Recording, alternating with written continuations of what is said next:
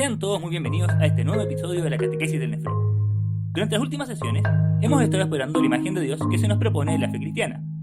Hoy toca finalmente ir al aspecto más misterioso y sorprendente de esta imagen, la coexistencia de tres personas realmente distintas al interior de la única sustancia divina. Es una idea que al comienzo puede parecer obviamente contradictoria o al menos abstrusa, y que sin embargo está en el corazón del mensaje del Nuevo Testamento. No obstante, para alcanzar su formulación actual, los textos bíblicos debieron ser largos y cuidadosamente desarrollados y explicitados por la Iglesia. En el capítulo de hoy, nos abocaremos, sobre todo, a reconstruir esta historia de la gestación del dogma trinitario, repasando algunas de sus raíces bíblicas y luego recorriendo su desarrollo hasta los primeros concilios ecuménicos.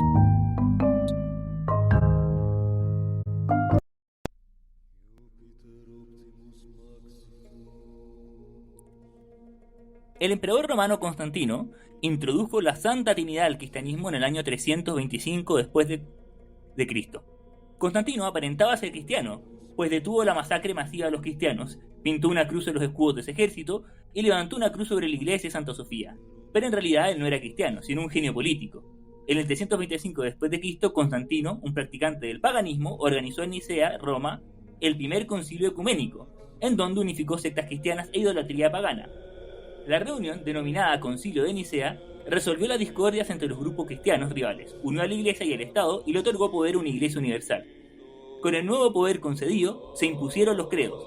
Aunque la Santa Trinidad ha perdurado por las edades bajo la mano despiadada de la Iglesia Católica, nunca se menciona en la Biblia, ni tampoco se enseñó este concepto en ninguna parte de la Escritura.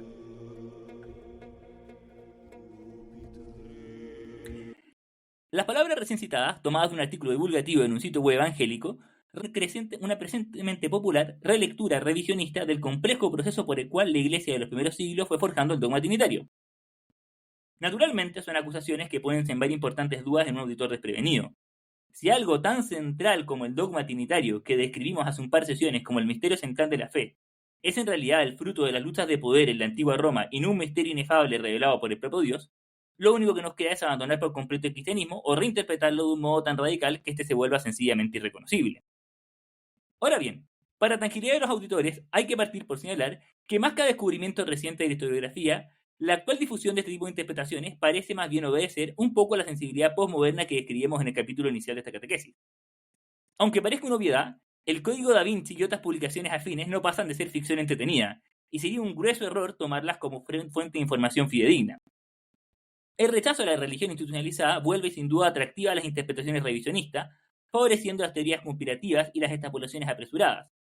Se trata, en suma, de un estado anímico que domina buena parte de nuestra cultura y explota la fascinación heroica por salir de los bordes de una tradición anquilosada y dar con una verdad novedosa y auténtica que por siglos permaneció oculta. Pero vayamos directamente a los postulados básicos de la interpretación que leíamos hace un rato. En primer lugar, hay que admitir que el cristianismo de Constantino es efectivamente un punto muy debatido a nivel historiográfico. La verdad es que solo en el juicio final sabremos si su conversión fue sincera o si más bien era todo un crudo cálculo político. Es cierto en todo caso que el emperador parece haber visto en el cristianismo una fuerza espiritual que podía renovar y fortalecer la unidad de un imperio que hace tiempo amenazaba con desmembrarse. De hecho, muy poco antes de Constantino, el emperador Diocleciano promovió entre el 303 y el 311 la última y más sangrienta persecución a los cristianos, precisamente en un intento por obtener una unificación religiosa de todo el imperio y garantizar el favor de los dioses del panteón romano. Pero la obstinación de los cristianos, que parece entonces ser una parte importante de la población, hizo que fracasara. En oposición a esto, la política de Constantino habría sido adoptar el cristianismo como religión oficial, y al alero del mismo revitalizar el imperio. En ese contexto, se entiende efectivamente que a Constantino le preocupase el ver que había importantes disputas doctrinales al interior de la Iglesia y quisiera promover una unificación de la misma. Sea que esa inquietud haya obedecido a intereses políticos, o sea que procediera de una sincera preocupación por la ortodoxia religiosa, el hecho es que estimó conveniente convocar un concilio ecuménico en el que los obispos de todo el orbe cristiano definieran la fe de la Iglesia. Hasta acá, podemos reconocer que entre los factores detrás de los primeros concilios ecuménicos que definieron la fe trinitaria de la Iglesia, puede haber habido ciertos intereses políticos. Pero obviamente esas posibles conveniencias del orden político no obstan a que también hubiera motivaciones sinceramente religiosas para velar por la unidad de la Iglesia y la ortodoxia de la fe. Mucho antes de Nicea, la comunidad cristiana había tenido que esforzarse por erradicar doctrinas heréticas que deformaban el legado apostólico. Las doctrinas de los gnósticos, ebionitas y marcionitas y otros muchos fueron duramente combatidas por los obispos de los siglos II y III.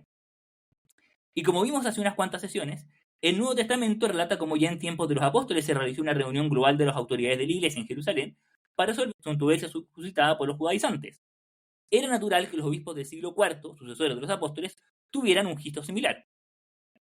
Y por otro lado, incluso si se admite que Constantino tenía interés en que la cristiandad se unificara bajo una misma doctrina profesada por la Iglesia Universal, lo que no se puede explicar es por qué los concilios de Nicea y Constantinopla terminaron por imponer una fe que a todas luces era muy poco pragmática para estos efectos. Y es que parece claro que si de motivaciones humanas se trataba, el candidato más atractivo por lejos era el arrianismo. De hecho, al aferrarse a la fe trinitaria de Nicea, inicialmente trajo numerosos problemas para la Iglesia. En primer lugar, el cristianismo errano era obviamente más atractivo para los intereses imperiales. Al excluir la estricta divinidad del Hijo, presentaba una cosmovisión sencillamente monoteísta, en la que la unidad del poder imperial podía ser propuesta como reflejo de la unidad de Dios Todopoderoso.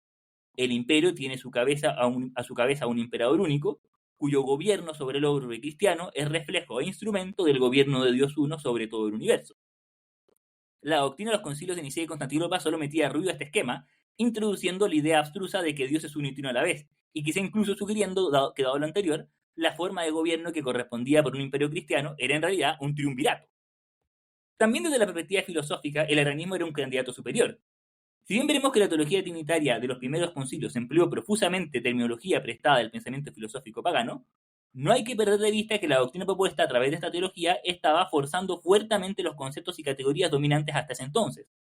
El neoplatonismo proponía como primer principio divino al uno, un principio supremo, inefable, no engendrado, independiente, totalmente separado, del que emanaba luego como primera y segunda hipóstasis el intelecto y el alma respectivamente. Naturalmente, los escritores cristianos elaboraron este esquema estableciendo cierta correspondencia entre la trilogía uno, intelecto, alma, y la Trinidad, Padre, Hijo, Espíritu Santo. Pero era mucho más amistosa al neoplatonismo la idea de que solo es Dios el Padre, mientras que el Hijo es una suerte de primera criatura distinta e inferior al mismo. Nuevamente, la insistencia nicena en que son igualmente divinas e creadas las tres personas solo puede parecer una testarudez absurda. Y así parece que se le presentó a los emperadores. El Papa Constantino, al parecer, cuando se hizo bautizar al final de sus días, recibió el sacramento de manos de un connotado obispo arriano, y sus dos sucesores abrazaron abiertamente estas variantes heréticas del cristianismo, y tomaron toda clase de medidas para erradicar la fe nicena.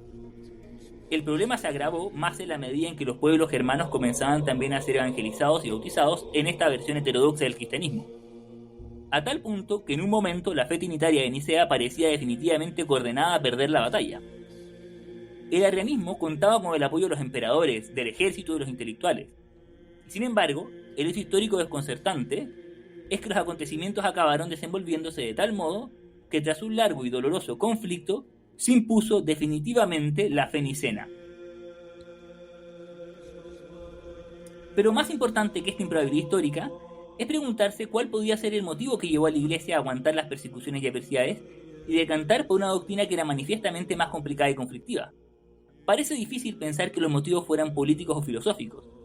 Lo que ocurría más bien es que sencillamente la doctrina de Nicea y Constantinopla es la que expresaba más correctamente la recta interpretación de la Escritura, a la luz de la tradición apostólica, y había sido definida con autoridad por el magisterio.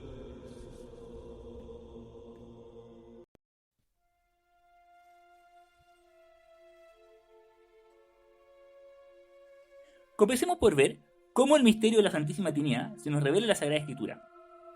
A este respecto, debemos tener presente que el proceso por el cual va saliendo a luz el misterio trinitario es particularmente lento y progresivo.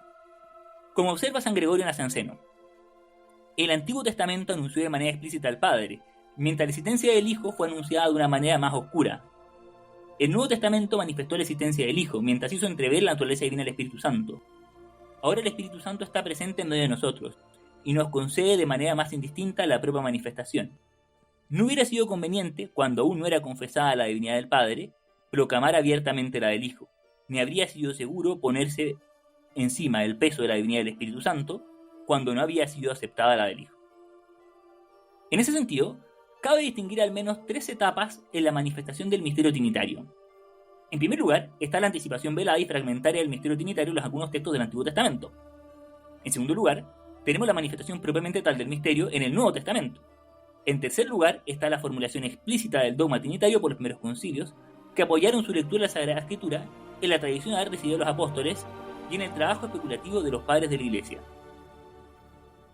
Aunque la naturaleza trinitaria de Dios solo es puesta de manifiesta en el Nuevo Testamento, hay no obstante diversos pasajes del Antiguo Testamento que en cierto modo anticipan e insinúan este misterio. Lo hacen siempre de un modo velado, con textos que quedaron registrados en las Escrituras por voluntad del Espíritu Santo, pero que probablemente no tenían un significado explícitamente trinitario en la intención del autor humano.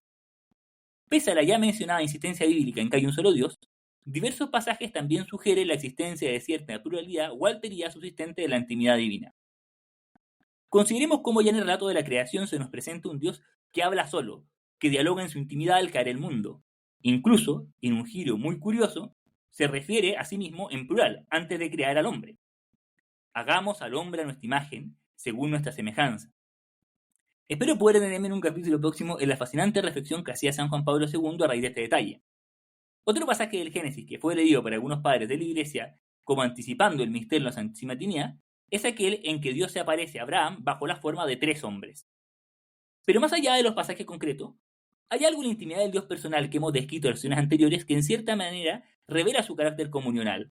De un modo misterioso, el mismo hecho de que el Dios del que nos habla la Biblia se abra al hombre, que sea capaz de amar y no esté cerrado sobre sí mismo, parece exigir implícitamente que no sea un Dios autorreferente, sino un Dios capaz de comunión. A fin de cuentas, sería absurdo pretender que seres imperfectos como nosotros bastamos para satisfacer su infinita capacidad de amar. Sin ánimo de herir las sensibilidades de nadie en particular, semejante divinidad evoca la imagen de un poco triste de una vieja solterona que por no haber podido concebir un hijo de sus entrañas vuelca todo su amor en un gato o alguna otra mascota incapaz de corresponderle personalmente. Probablemente, el testimonio más interesante es el que encontramos en los libros sapiensales, donde se describe y elogia largamente a la sabiduría de Dios, la cual es caracterizada en términos personales, como una presencia que coexiste con el Padre de toda la eternidad y colabora con él en la gestación del mundo. Así, en el libro de los Proverbios hay un célebre pasaje que tradicionalmente ha sido interpretado por los cristianos como referido al logos o verbos eterno de Dios, es decir, a la persona del Hijo. El texto dice: El Señor me creó como primicia de sus caminos antes de sus obras, desde siempre. Yo fui formada desde la eternidad, desde el comienzo, antes de los orígenes de la tierra. Yo nací cuando no existían los abismos, cuando no había fuentes de aguas caudalosas, antes que fueran cimentadas las montañas, antes que las colinas yo nací, cuando Él no había hecho aún la tierra, ni los espacios, ni los primeros elementos del mundo. Cuando Él afianzaba el cielo, yo estaba allí. Cuando trazaba el horizonte sobre el océano, cuando condensaba las nubes en lo alto, cuando infundía poder a las fuerzas del océano, cuando fijaba su límite al mar para que las aguas no transgredieran sus bordes, cuando afirmaba los cimientos de la tierra, yo estaba a su lado como un hijo querido, y lo deleitaba día tras día, recreándome delante de Él en todo tiempo, recreándome sobre la faz de la tierra, y mi delicia era estar con los hijos de los hombres. Ahora bien, pese a estos anticipos, parece claro que cuando el Antiguo Testamento se refiere a Dios como Padre, no lo hace en el sentido específico que esta designación adquirió luego en el contexto cristiano. Es decir, no quiere decirse que hay un Dios Padre que engendra eternamente al Dios Hijo. La invocación de Dios como Padre es común a muchas religiones, y también lo encontramos con cierta frecuencia en las escrituras hebreas. ¿Así le pagas al Señor, pueblo necio e insensato? ¿Acaso Él no es tu Padre y tu Creador, el que te hizo y te afianzó? Dice el libro del Deuteronomio. ¿No tenemos un solo Padre? ¿No nos ha creado un solo Dios? Dice Malaquías. Sin embargo, en estos textos la noción de Padre tiene un sentido más bien metafórico. En primer lugar, se dice que Dios es Padre porque a la vez es origen primero de todo y autoridad trascendente. Y en segundo lugar, expresa también que Dios es bondad y solicitud amorosa para con sus hijos. Este segundo rasgo a veces se refuerza con la imagen de la madre, que vive cierta inmanencia o intimidad con el fruto de sus entrañas. Así dice Isaías: como un niño es consolado por su madre, así yo los consolaré a ustedes, y ustedes serán consolados en Jerusalén. En este último sentido, la paternidad de Dios se aplica particularmente a Israel, que por la alianza ha sido adoptado como primogénito. Así lo dice el libro del Éxodo. Así habla el Señor: Israel es mi hijo primogénito. Pero también se aplica de modo peculiar a los más desamparados, por quienes Yahvé tiene una particular predilección, como dice el Salmo 68. Dios en su santa morada es padre de los huérfanos y defensor de las viudas. En cierto modo, esta paternidad de Dios es más radical que la paternidad humana, incluso en su fuente. Pero de todos modos hay que prevenir que Dios no puede ser propiamente nuestro Padre al modo de la paternidad humana, puesto que lo propio del Padre no es crear, sino engendrar. El Hijo, a diferencia de la criatura, no solo procede de su Padre, sino que comparte naturaleza con él. Si se me permite una analogía poco elegante, el hijo del perro no es propiamente cualquier mojón que produzca, sino que propiamente es padre cuando da a luz otro perrito. Y obviamente sostener una relación de ese tipo respecto de nosotros y Dios resultaría panteísta. En el Antiguo Testamento también se aludía con cierta frecuencia al espíritu o aliento del Señor, Ruach Elohim. Aunque no se le señale inequívocamente como persona divina, este es presentado como una presencia que aleteaba sobre las aguas en el principio y que tiene un crucial papel vivificante en la creación, como afirma el Salmo 104 respecto a todas las criaturas y particularmente para los hombres. Si escondes tu rostro se espantan, si les quitas el aliento, expiran y vuelvan al polvo. Si envías tu aliento, son creados y renuevan la superficie de la tierra. Ese aliento o espíritu vivificador de Yahvé se manifiesta particularmente en los profetas, a través de los cuales Dios le habló a su pueblo. Ese aliento divino estará particularmente presente en el Mesías, como anuncia Isaías. Saldrá una rama del tronco de Jesé y un retoño brotará de sus raíces. Sobre él reposará el espíritu del Señor, espíritu de sabiduría y inteligencia, espíritu de consejo y de fortaleza, espíritu de ciencia y temor del Señor. El profeta Joel promete que llegará un día en que el mismo espíritu de vida se derrama abundantemente sobre toda la asamblea. Después de esto, yo derramaré mi espíritu sobre todos los hombres. Sus hijos y sus hijas profetizarán, sus ancianos tendrán sueños proféticos y sus jóvenes verán visiones. También sobre los esclavos y las esclavas derramaré mi espíritu en aquellos días.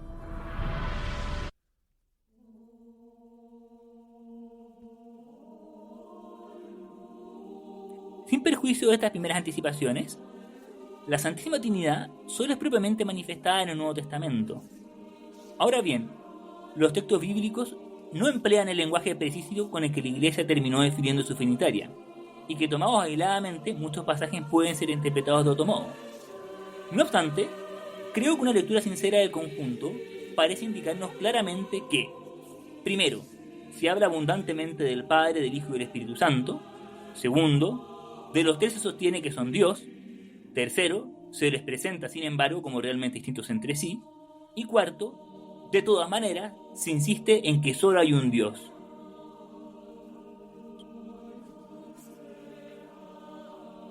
En efecto, en Cristo se nos revela la paternidad de Dios en un sentido nuevo.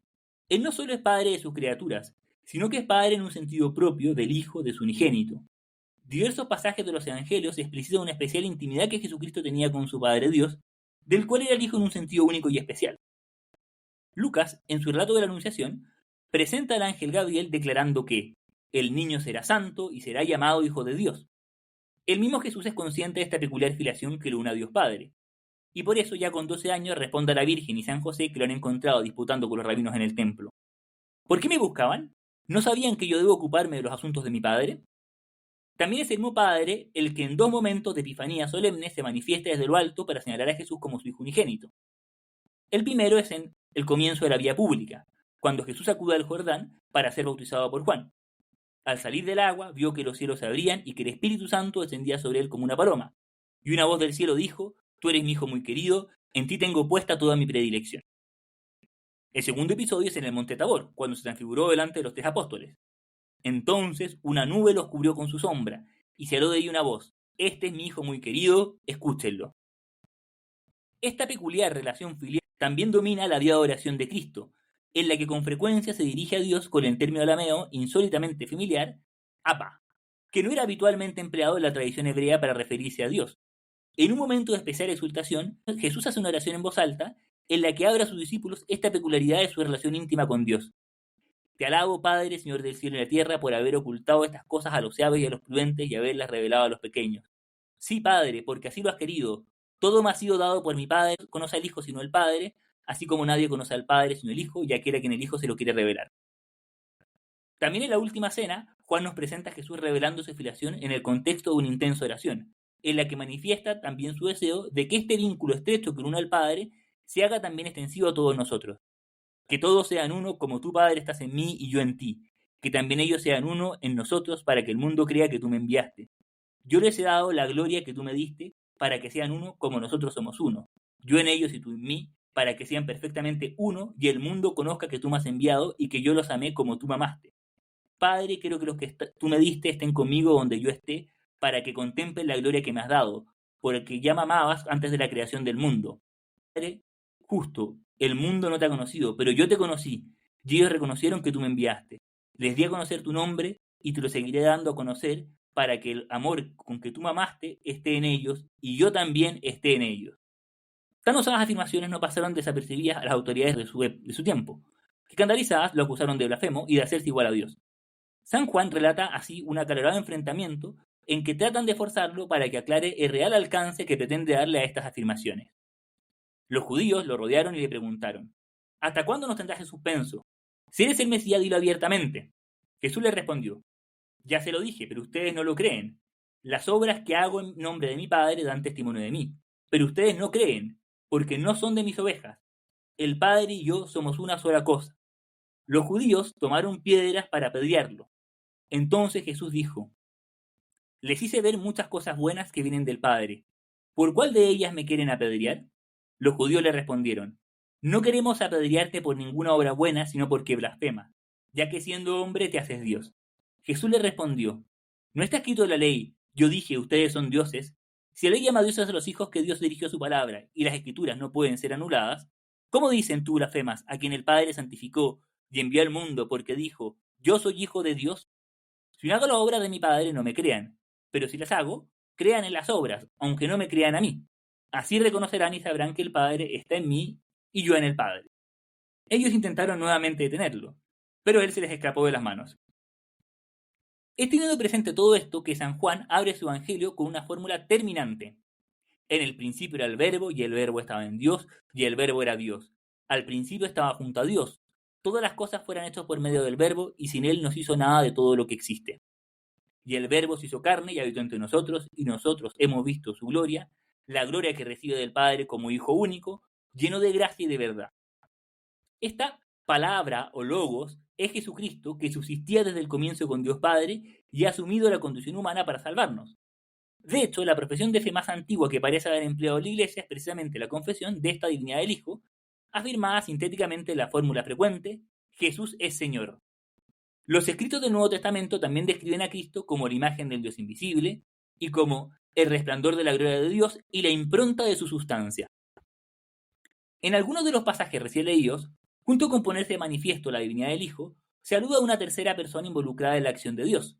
Así, al momento de la Anunciación, Gabriel también dice a María que el Espíritu vendrá sobre ti y el poder del Altísimo te cubrirá con su sombra. También las teofanías del río Jordán y el monte Tabor se alude a una presencia del Espíritu que acompaña la voz del Padre y se manifiesta respectivamente como una paloma y como una nube. Jesús es ungido por el Espíritu, que le es enviado por el Padre para el cumplimiento de su función mesiánica.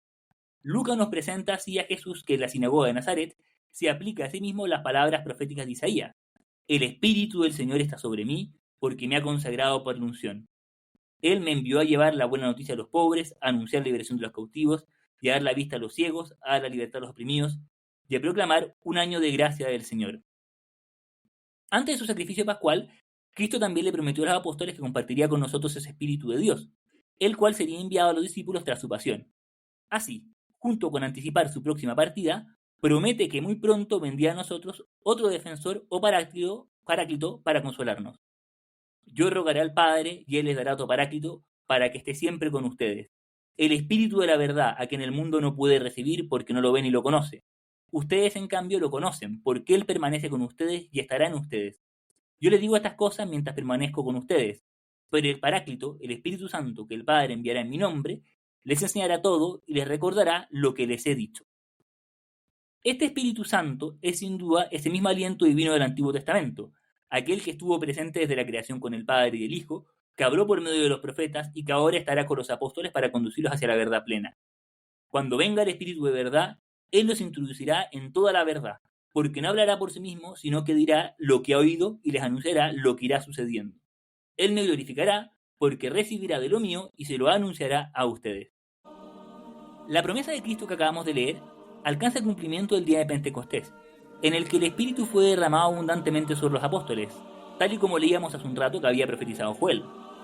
A partir de entonces, la acción del Espíritu Santo en la Iglesia es omnipresente. La presencia del Espíritu en las almas de los fieles está en el corazón del mensaje del Evangelio, y es insistentemente proclamada por San Pablo. Ustedes no están animados por la carne, sino por el Espíritu, dice el Escrito de los Romanos. Dado que el Espíritu de Dios habita en ustedes, el que no tiene el Espíritu de Cristo no puede ser de Cristo. Pero si Cristo vive en ustedes, aunque el cuerpo esté sometido a la muerte a causa del pecado, el espíritu vive a causa de la justicia. Y si el espíritu de aquel que resucitó a Jesús habita en ustedes, el que resucitó a Cristo Jesús también dará vida a sus cuerpos mortales por medio del mismo espíritu que habita en ustedes. Hermanos, nosotros no somos deudores de la carne para vivir de una manera carnal. Si ustedes viven según la carne, morirán. Al contrario, si hacen morir las obras de la carne por medio del espíritu, entonces vivirán. Todos los que son conducidos por el Espíritu de Dios son hijos de Dios. Se agrega así una tercera persona divina que procede de las otras dos y que también coexiste en Dios desde toda eternidad, la cual es enviada a los fieles para que participen en la vida divina. Mediante la referencia al Espíritu Santo, se termina de revelar el insondable misterio de la Santísima Trinidad, que está en el corazón del mensaje evangélico.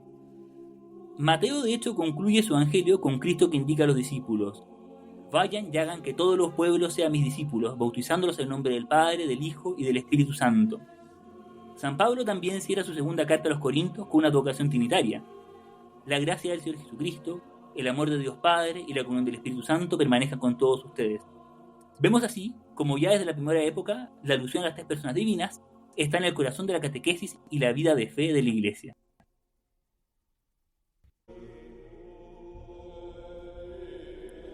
Como puede observarse, el dogma de la Santísima Trinidad no fue un invento de Nicea en el siglo IV, sino que estaba en la raíz de la fe cristiana desde el primer momento.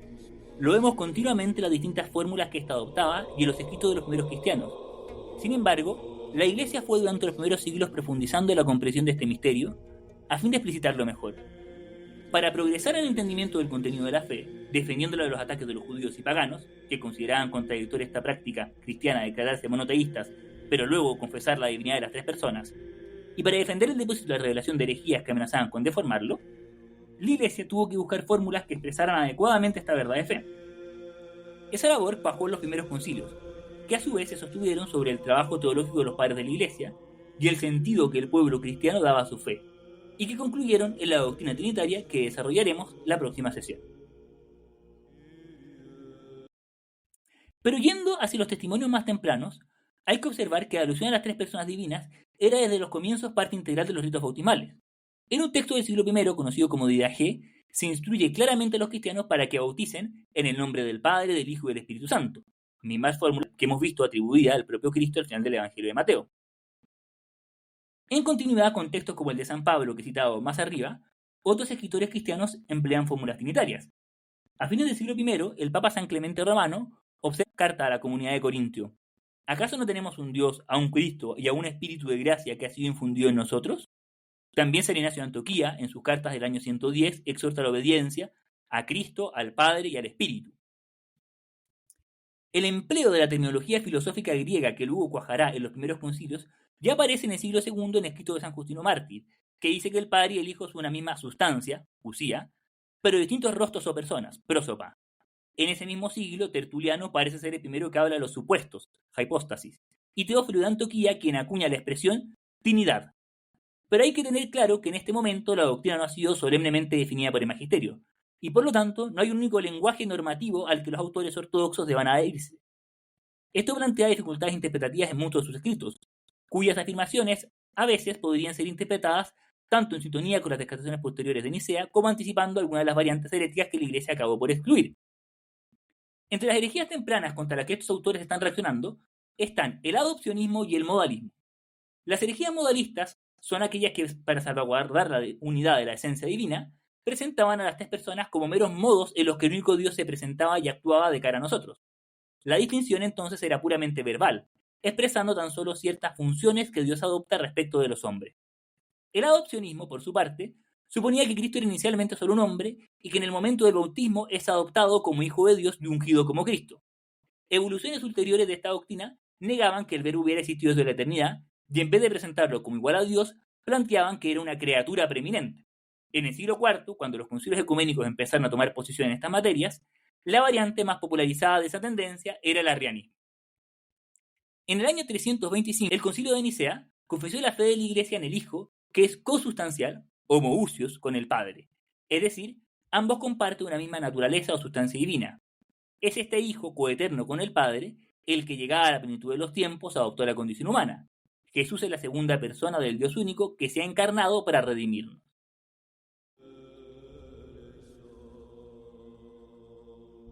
Años después, el 361, el Concilio de Constantinopla reafirmó y amplió la enseñanza de Nicea.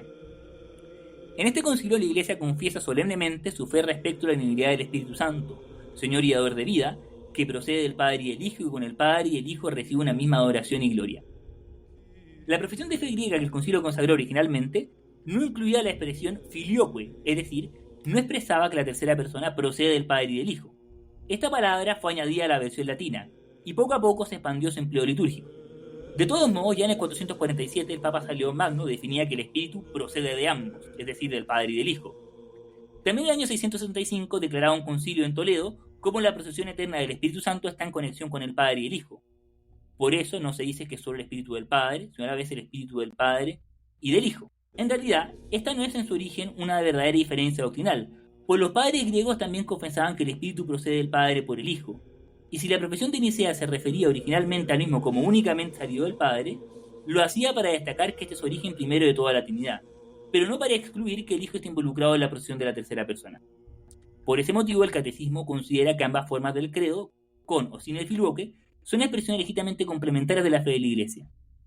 Lamentablemente, disputas de poder político entre Oriente y Occidente ocasionaron que esta diferencia fuera pretexto para una disputa amarga durante la Edad Media que acabó con un cisma que se prolonga hasta el día de hoy. Pero en su raíz más profunda, lo que está en el corazón de ese cisma no es la teología trinitaria, sino más bien el reconocimiento de la autoridad petrina, es decir, la disputa de si acaso podía la Iglesia de Roma, encabezada por el Papa, imponer al resto del orbe cristiano una determinada fórmula para la confesión de la fe.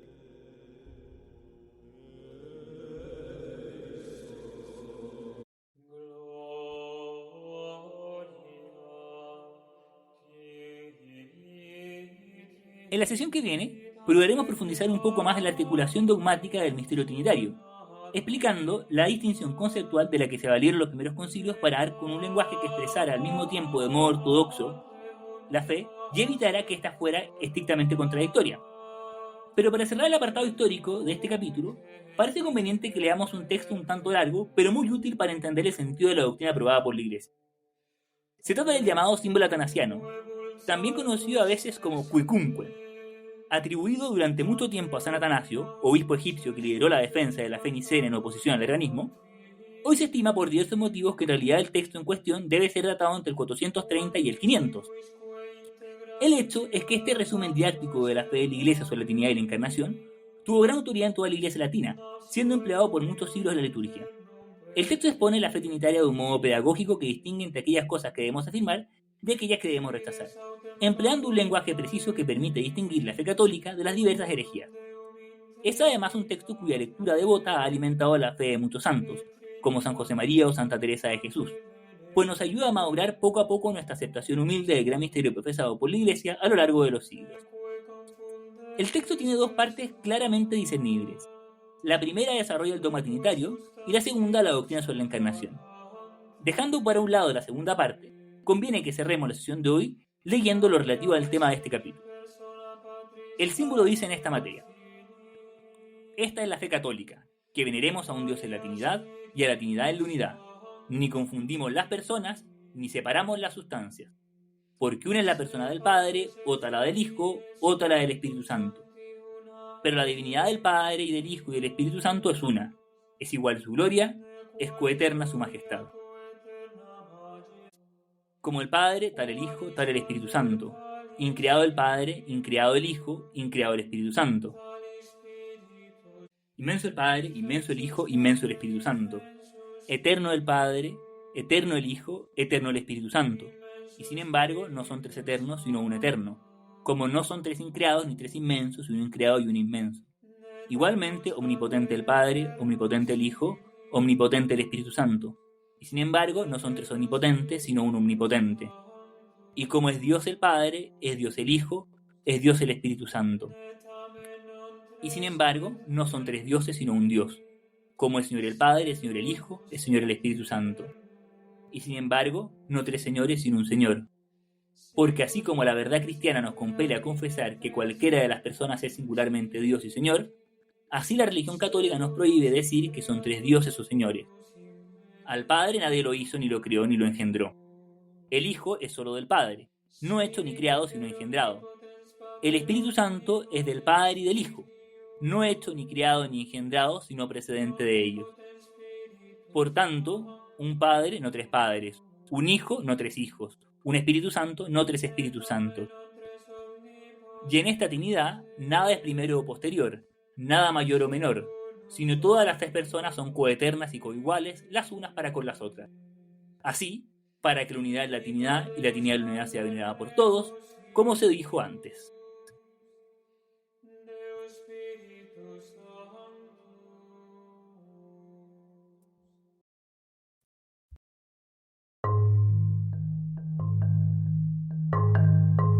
Este ha sido nuestro 12º episodio de la Catequesis del Nefrón.